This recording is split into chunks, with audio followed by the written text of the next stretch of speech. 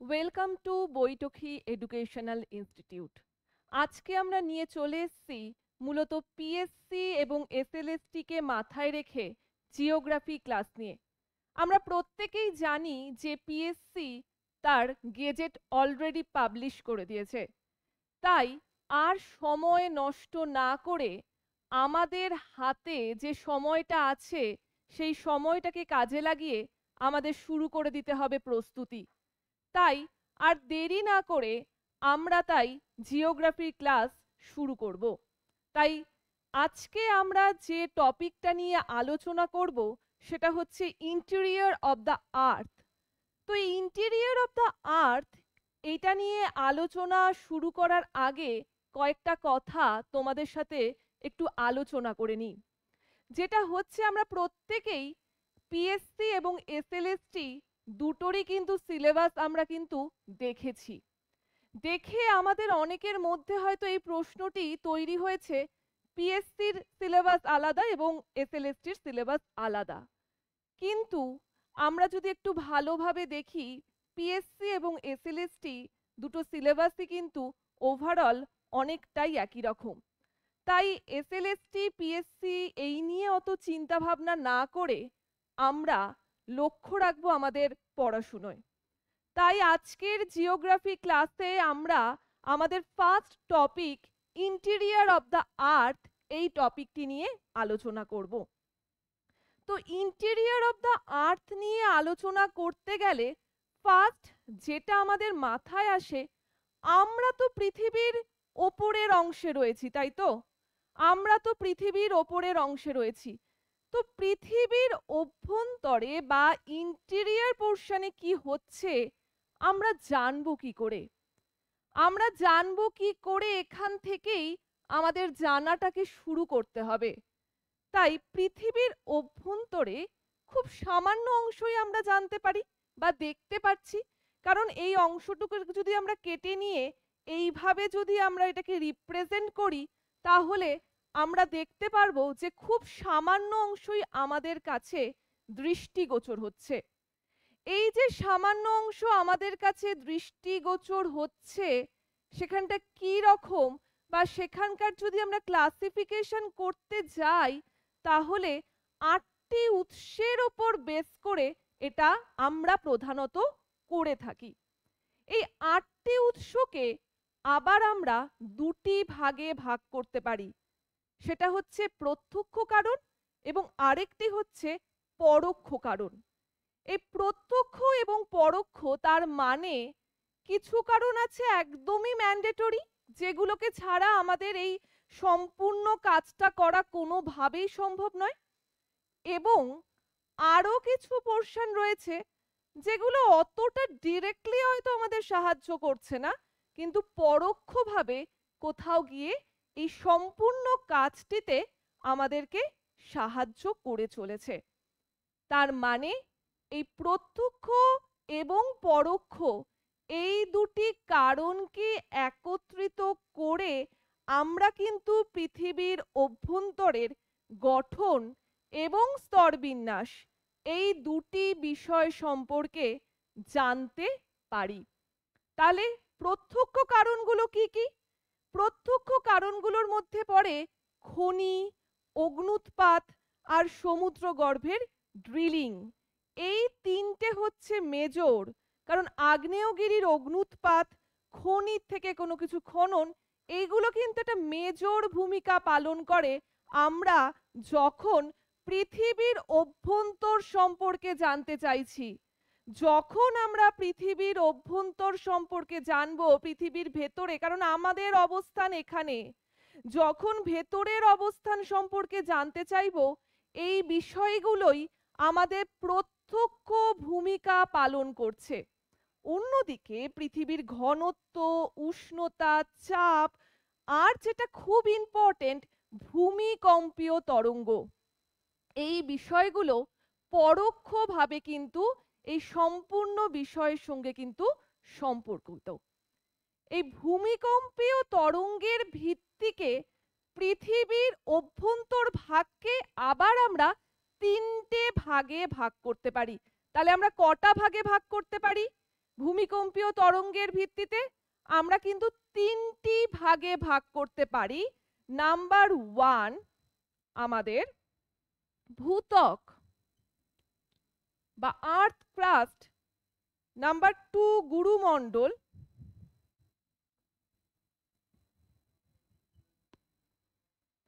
এবং নাম্বার 3 কেন্দ্রমণ্ডল। এই 3টে ভাগে আমরা ভাগ করতে পাচ্ছি। তাহলে কি কি বললাম? নাম্বার 1 ভূত্বক, নাম্বার 2 গুরুমণ্ডল, নাম্বার 3 কেন্দ্রমণ্ডল। এই 3টে হচ্ছে আমাদের বেসিক বা মেজর ডিভিশন, যেটি আমরা এই ভূমিকম্পীয় তরঙ্গের উপরে বেস করে কিন্তু আমরা করি বা করে থাকি। তো এবার আমরা জানবো এই তিনটেই ছবির মধ্যে কে কোথায় অবস্থান করছে।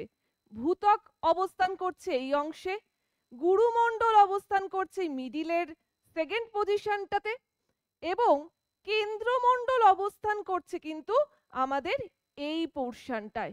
তাহলে আমাদের কাছে এটা ক্লিয়ার হয়ে গেল যে ভূত্বক, গুরুমণ্ডল এবং কেন্দ্রমণ্ডল এই তিনটের আমাদের এই যে বিন্যাসটা আমরা যতটা অংশ দেখতে পাচ্ছি সেখানে কোথায় অবস্থিত। ঠিক আছে, তাহলে আমাদের কাছে এটা ক্লিয়ার হয়ে গেল। নেক্সট আমাদের যেটা জানতে হবে, শুধুমাত্রই আমরা অনেক ইনফরমেশন গ্যাদার করলাম, শুধুমাত্র এইটাতে লক্ষ্য দিয়ে পড়লেই হবে না, পড়াটা হতে হবে আমাদের স্মার্ট ওয়েতে। তাই আমাদেরকে কি প্রশ্ন আসছে বা বিগত বছরগুলোতে বা বর্তমান দিনে কোশ্চেনের প্যাটার্ন ঠিক কি রকম, কারণ কিছুদিন আগেই আমাদের একটা মাদ্রাসা সার্ভিস কমিশনের পরীক্ষা কিন্তু হয়ে গেছে। তো সেই প্রশ্নটাকেই যদি এখন আমরা সামনে রেখে আমাদের পরবর্তী পরীক্ষাগুলোর প্রিপারেশনের দিকে যদি যাই, তাহলে আমরা দেখতে পারবো বা আমরা যারা মাদ্রাসা সার্ভিস কমিশনের পরীক্ষায় অংশগ্রহণ করেছিলাম, তো সেখানে আমরা দেখেছি যে এই পোর্শন থেকে কিন্তু প্রশ্ন আমাদের একটা দুটো কিন্তু অবশ্যই এসেছিল, তাই তো? তাহলে আমাদের এখান থেকে ডিসকন্টিনিউটি লাইনের যে বিষয়টা বা এই লেয়ারগুলোকে আমরা কতগুলো ভাগে বিভক্ত করতে পারছি, সেই পোর্শনটা আমাদেরকে কিন্তু খুব ভালোভাবে এবং সচেতনভাবে আমাদেরকে কিন্তু পড়ে ফেলতে হবে।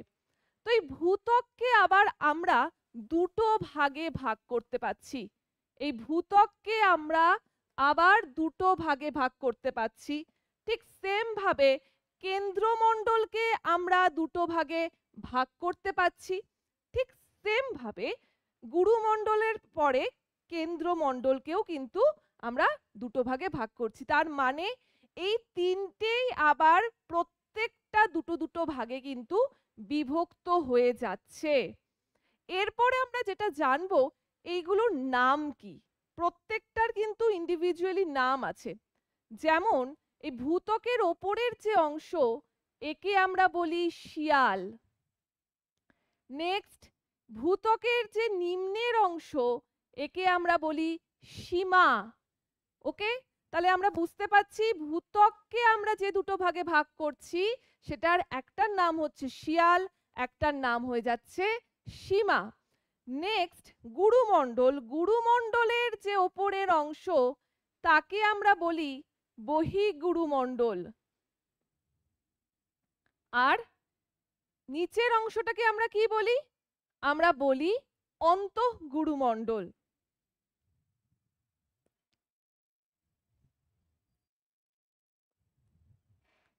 নেক্সট কেন্দ্রমণ্ডল, কেন্দ্রমণ্ডলের ক্ষেত্রেও সেম, বহির কেন্দ্রমণ্ডল আর হচ্ছে অন্তঃকেন্দ্রমণ্ডল।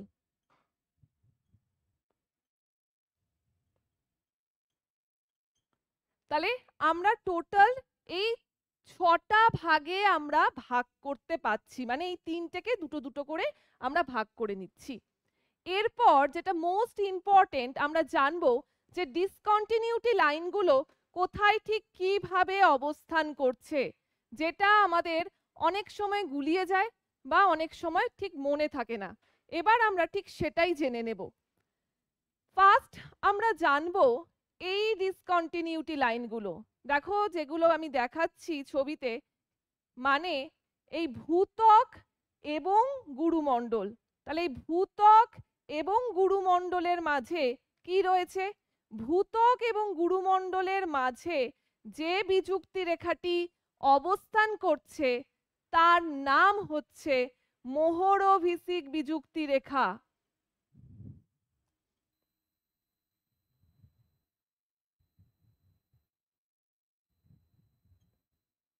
বা যাকে আমরা বলি মোহরভিসিক ডিসকন্টিনিউটি। নেক্সট আমরা যেটা জানবো, এই গুরুমণ্ডল এবং কেন্দ্রমণ্ডল এই দুটোর মাঝে যে সীমারেখা বা বিযুক্তি রেখাটি রয়েছে তাকে আমরা বলি উইচার্ট গুটেনবার্গ বিযুক্তি রেখা।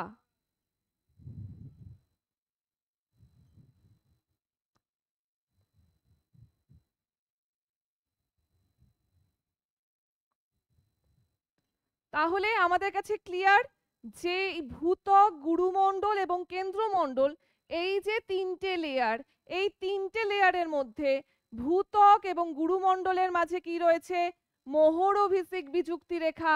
এবং এই গুরুমণ্ডল এবং কেন্দ্রমণ্ডলের মাঝে আছে উইচার্ট গুটেনবার্গ বিযুক্তি রেখা। এরপর আমরা আরো কিছু বিযুক্তি রেখার কথা জানবো, যেগুলো আমাদের এই ভূত্বককে যে দুটো ভাগে ভাগ করছি তার মাঝ বরাবর এই যে ডিভিশনটা হয়েছে, যেটা দেখো আমরা এই ডটেড লাইন দিয়ে দেখিয়েছি, সেই যেখান দিয়ে গেছে যে বিযুক্তি রেখাগুলো, সেই বিযুক্তি রেখাগুলো মানে শিয়াল এবং সীমার মাঝ বরাবর যে বিযুক্তি রেখাটি গেছে তাকে আমরা বলবো কনরাড বিযুক্তি রেখা। তাকে আমরা বলবো কনরাড বিযুক্তি রেখা। নেক্সট নাম্বার 2তে আমরা জানবো এই গুরুমণ্ডলের ক্ষেত্রে বহির্গুরুমণ্ডল এবং অন্তঃগুরুমণ্ডল।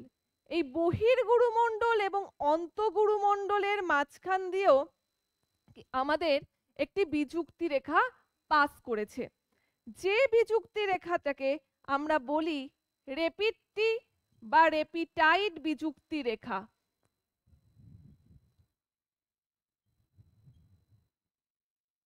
নেক্সট বহির্কেন্দ্রমণ্ডল এবং অন্তঃকেন্দ্রমণ্ডল এর মাঝ বরাবর যে বিযুক্তি রেখাটি গেছে তাকে আমরা বলি লেহম্যান বা লেম্যান বিযুক্তি রেখা।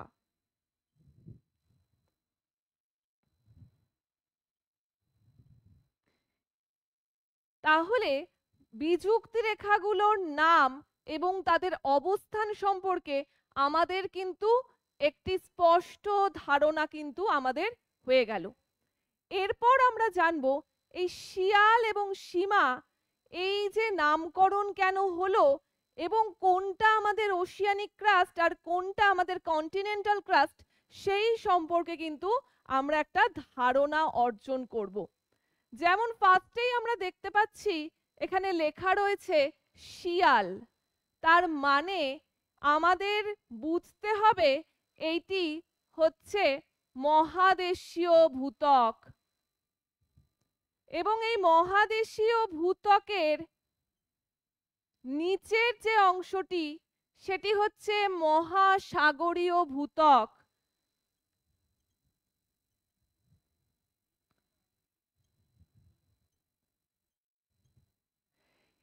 তার মানে শিয়ালের অপর নাম হচ্ছে মহাদেশীয় ভূত্বক এবং সীমার অপর নাম হচ্ছে মহাসাগরীয় ভূত্বক। এবং এই যে মহাদেশীয় এবং মহাসাগরীয় ভূত্বক, এটি কোন শিলা দ্বারা গঠিত? এটা আমাদের পরীক্ষায় কিন্তু আসে বা খুবই গুরুত্বপূর্ণ যে মহাদেশীয় ভূত্বক বা মহাসাগরীয় ভূত্বক কোন শিলা দ্বারা গঠিত। আমাদের মহাদেশীয় ভূত্বক গ্রানাইট শিলা দ্বারা গঠিত এবং মহাসাগরীয় ভূত্বক যেটি আমাদের ব্যাসাল্ট শিলা দ্বারা গঠিত। তাহলে মহাদেশীয় ভূত্বক আমাদের গ্রানাইট শিলা দ্বারা গঠিত। অন্যদিকে আমাদের সীমা বা মহাসাগরীয় ভূত্বক, যেটি আমাদের ব্যাসল্ট শিলা দ্বারা গঠিত। তাহলে শিলার কম্পোজিশনটা আমাদের মোটামুটি একটা ধারণা হয়ে গেল। এবার এই যে উপাদানের তারতম্য, তার মানে আমরা বুঝতে পারছি দুটোর ক্ষেত্রে উপাদানটা আলাদা আলাদা রয়েছে। এই উপাদানের তারতম্য অনুসারে এডওয়ার্ড সুয়েজ প্রথম এটার নামকরণ করেছিলেন শিয়াল সীমা। কারণ শিয়াল হচ্ছে আমাদের গ্রানাইট শিলা দ্বারা গঠিত, সীমার প্রধান উপাদান হচ্ছে আমাদের ব্যাসল্ট শিলা। তার ভিত্তিতে কিন্তু এই নামকরণ এডওয়ার্ড সুয়েজ প্রথম করেছিলেন। এরপর আমরা জানবো এই শিয়ালের মধ্যে আমরা কোন কোন খনিজ উপাদানের আমরা কি দেখতে পাই, কম্পোজিশন এখানে আমরা কি দেখতে পাচ্ছি শিয়ালের ক্ষেত্রে। শিয়ালের ক্ষেত্রে আমরা লক্ষ্য করতে পারি সিলিকা, অ্যালুমিনিয়াম,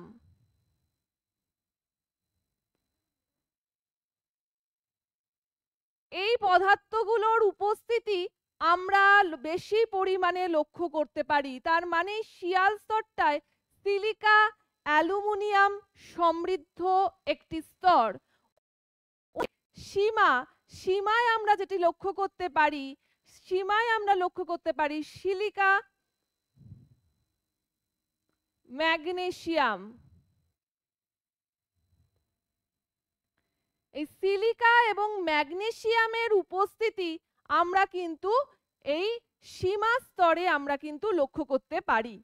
তাহলে আমাদের কাছে এই শিয়াল এবং সীমা সম্পর্কে একটা কিন্তু ধারণা লাভ হয়ে গেল।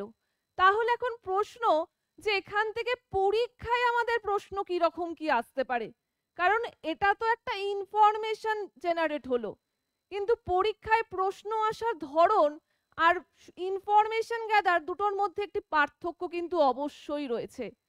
পরীক্ষায় এখন যেমন প্রশ্ন আসার ধরন, সেইখানটাকে মাথায় রেখে আমাদেরকে এই যে সিলিকা কত পরিমাণে রয়েছে, অ্যালুমিনিয়াম কত পরিমাণে রয়েছে বা ম্যাগনেসিয়াম কত পরিমাণে রয়েছে, শিয়াল কোন শিলার আধিক্য বেশি, সেই শিলাটির ধরনগতভাবে কি আগ্নেয় শিলা, রূপান্তরিত শিলা না পাললিক শিলা, এই বিষয়গুলোকে আমরা কিন্তু অনেক বেশি পরিমাণে কিন্তু লক্ষ্য দিয়ে আমরা জানবো। শুধুমাত্র আমরা শিলার নামটুকু জেনে ছেড়ে দিলাম, কিন্তু তার গঠন, তার স্ট্রাকচার, সেটা কোন শিলার বংশ থেকে উদ্ভূত সেগুলো জানলাম না, তাহলে কিন্তু পরীক্ষায় আমাদের কাছে কিন্তু বর্তমান দিনে কিন্তু উত্তর করা অনেক বেশি কঠিন হয়ে দাঁড়াবে। তাই কোনো উত্তর করার সময় শুধু সেই ইনফরমেশনটুকু না নিয়ে তার প্রিভিয়াস বা ওই ওরিয়েন্টেড যে কনসেপ্টগুলো রয়েছে সেগুলোকে আমরা অনেক বেশি পরিমাণে কিন্তু গ্যাদার করার চেষ্টা করব, যেটা আমাদের সঠিক লক্ষ্যে নিয়ে যেতে সাহায্য করবে। নেক্সট, বহির্গুরুমণ্ডল এবং অন্তঃগুরুমণ্ডল। এটা জানার আগে আরো কয়েকটা জিনিস শিয়াল সীমা সম্পর্কে তোমাদের সাথে একটু ইনফরমেশন শেয়ার করি। সেটা হচ্ছে এটি 60 কিলোমিটার পর্যন্ত বিস্তৃত। এই শিয়াল এই স্তরটি 60 কিলোমিটার পর্যন্ত কিন্তু বিস্তৃত। অন্যদিকে সীমা এই স্তরটি কিন্তু আমাদের 5 থেকে 10 কিলোমিটার পর্যন্ত কিন্তু বিস্তৃত। এটা আমাদেরকে মাথায় রাখতে হবে। এর সাথে সাথে আরেকটা ইনফরমেশন আমাদেরকে মাথায় রাখতে হবে, ঘনত্ব, যে কোনটির ঘনত্ব কি রকম। আমাদের এই শিয়াল স্তরের ঘনত্বর দিকে যদি আমরা তাকাই, আমরা দেখতে পারবো 2.65 থেকে 2.9 গ্রাম পার ঘন সেমি। এবার একটা প্রশ্ন, আমাদের এক একটা বইতে এক এক রকম রয়েছে, কোথাও 2.65 থেকে 2.9 আছে, কোথাও বা এই রেঞ্জের পাশাপাশি। তো সেই ক্ষেত্রে আমরা প্রায় কথাটির দিকে কিন্তু ডেফিনেটলি কিন্তু নজর দেব। যখন আমরা দেখব এরকম রয়েছে তখন দেখব প্রায় কথাটা রয়েছে নাকি। তাহলে কারণ আমাদের যখন আমরা কোশ্চেন পেপার পাই দেখি সবই মোটামুটি সিমিলার টাইপের কিন্তু আমাদের অ্যান্সার থাকে, তখন আমাদের মনে হয় যে এটা হবে না এটা হবে। তো এই কনফিউশনের জন্য যেখানে প্রায় বা অ্যাপ্রক্সিমেট বলে লেখা রয়েছে সেই দিকটাই আমরা লক্ষ্য দেব, সাথে তো আমরা এই ইনফরমেশনগুলো অবশ্যই আমরা দেখব। অন্যদিকে আমরা দেখতে পাচ্ছি যে এর নিচের যে স্তরটি সেটি কি শিলা দ্বারা গঠিত? এই স্তরটা হচ্ছে আমাদের আম্লিক শিলা দ্বারা গঠিত। এই শিয়াল স্তরটি আম্লিক শিলা দ্বারা গঠিত।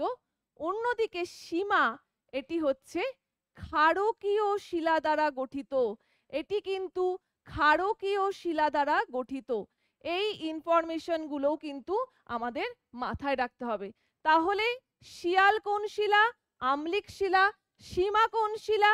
সীমা হচ্ছে আমাদের ক্ষারকীয় শিলা দ্বারা গঠিত।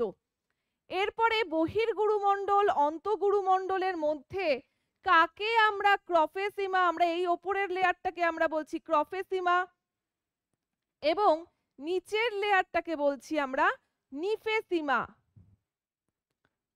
তাহলে ক্রোফেসিমা আমরা দেখো এখান থেকেই সহজেই বুঝতে পারছি, ক্রোফে মানে ক্রোমিয়াম, নিকেল, তাই তো, লোহা, এইগুলোর উপস্থিতি আমরা কিন্তু লক্ষ্য করতে পাচ্ছি। যেহেতু এই কম্পোজিশনে এটা তৈরি হয়েছে তাই বহির্গুরুমণ্ডলের নাম হয়ে যাচ্ছে ক্রোফেসিমা। অন্যদিকে এই ক্ষেত্রে নাম হয়ে যাচ্ছে নিফেসিমা। নিকেল, ফেরাস, সিলিকা এই সমস্ত কম্পোজিশন দিয়ে যেহেতু এই লেয়ারটি তৈরি হয়েছে তাই এর নাম হয়ে যাচ্ছে নিফেসিমা। এই ক্রোফেসিমা এবং নিফেসিমা বা বহির্গুরুমণ্ডল অন্তঃগুরুমণ্ডলের মাঝখান দিয়ে যে বিযুক্তি রেখা গেছে তাকে আমরা বলি রেপিটি বা রেপিটাইড বিযুক্তি রেখা। এটা আমাদেরকে মাথায় রাখতে হবে। নেক্সট হচ্ছে কেন্দ্রমণ্ডল। তো কেন্দ্রমণ্ডলকে আবার আমরা দুটো ভাগে ভাগ করতে পারছি, এক হচ্ছে বহির্কেন্দ্রমণ্ডল আর হচ্ছে অন্তঃকেন্দ্রমণ্ডল। তাহলে একদম কেন্দ্রের এই অংশে থাকছে অন্তঃকেন্দ্রমণ্ডল, তারপরের লেয়ারে থাকছে বহির্কেন্দ্রমণ্ডল। এর মাঝ অংশ দিয়ে যে বিযুক্তি রেখাটি গেছে তার নাম হচ্ছে লেহম্যান বিযুক্তি রেখা। এই যে কেন্দ্রমণ্ডল এর গভীরতা কত? এর গভীরতা হচ্ছে 6371 কিলোমিটার এবং লোহা এবং নিকেল এই দুটো ধাতু দ্বারা কিন্তু গঠিত। লোহা এবং নিকেল দ্বারা কিন্তু আমাদের এটা গঠিত, লোহা এবং নিকেল। এবং এখান থেকে আমরা জানতে পাচ্ছি যে এই অংশের উষ্ণতা থাকে 6000 ডিগ্রি সেলসিয়াস। 6000 ডিগ্রি সেলসিয়াস উষ্ণতা আমরা কিন্তু এই অংশে লক্ষ্য করতে পারি। তাহলে আমাদের একটা ওভারঅল ধারণা কিন্তু তৈরি হলো আমাদের এই ভূত্বক, গুরুমণ্ডল, কেন্দ্রমণ্ডল সম্পর্কে। এবার এই অংশ থেকে আরো অনেক কিছু আমাদের জানার আছে, যেমন আমাদের জানতে হবে অ্যাস্থেনোস্ফিয়ারের অবস্থান কি রকম বা কোথায়, বা অ্যাস্থেনোস্ফিয়ার কাকে বলি, বা শিলামণ্ডল কাকে বলে, বা পেরিডোটাইট স্তর কাকে বলছি। এই সমস্ত কিছু জানতে হলে আমাদের সঙ্গে তোমরা প্রত্যেকে সংযুক্ত হয়ে যাও। পরবর্তী ক্লাসগুলোতে আমরা এই বিষয়ে আরো যে আলোচনা রয়েছে আমরা সেই আলোচনা নিয়ে তোমাদের জন্য কিন্তু আমরা উপস্থিত থাকব।